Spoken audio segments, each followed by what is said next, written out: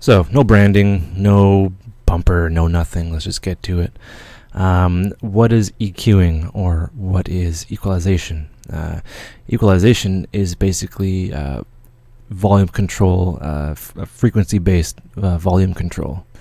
And it's a way to solve frequency conflict. And one of those examples would be, say, if like someone is talking and you're trying to watch something on like YouTube, let's say, someone talk on YouTube and someone's trying to talk in your ear and you can't hear anything, because the voices are basically taking up the same frequency range. And we'll get into frequency range too. EQing is very important. It makes, music sound better. You can't just, throw a snare, on top of a track. It sounds like really ringy, and there's a bunch of problems. There's problems with bass, problems with where the room, like how it was recorded.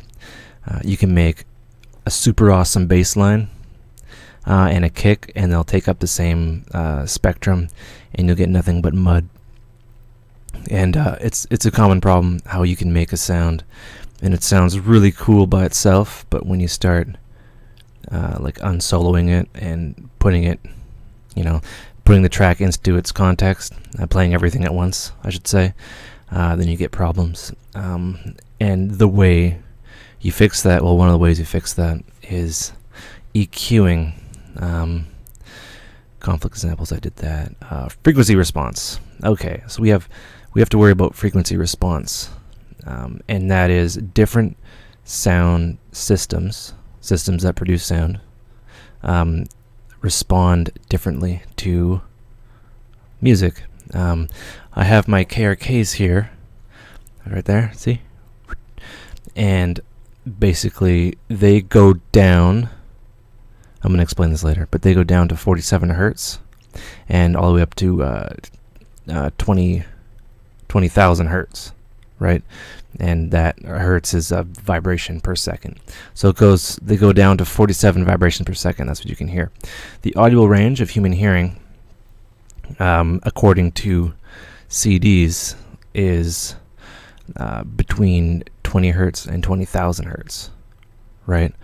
Our ears are mostly there to pick up voice, and all that fun stuff. And we're going to get over the frequency spectrum. But yeah, things respond differently to music. Say your laptop speakers, they don't have bass, obviously, because they don't go down. The response can't go down that far. When you go to a dance club, you can really hear that 30 hertz range, like in your chest. And yeah, so it's pretty fun. Things that have EQs that you've been using. Maybe Winamp. If you're from like my generation, Winamp had an EQ kind of section, and I'd always go in there and just play around, and there's kind of like presets, and you'd boost bass. Car stereos, there's a very big, at least when I was into cars, a very big bass fetish. Certain receivers or CD players would have bass boost. I have a stereo, a consumer stereo hooked up to my TV that has bass boost. That is an EQ, basically. And basically, when you want to think of EQing and solving frequency conflict, picture a male and a female singing at the same time, and how the male would kind of overpower parts of the female voice, and the female voice would maybe overpower the high end of the male voice. I don't know. But yeah, by the time this is done, you will have a very firm grasp at the fundamentals of EQing.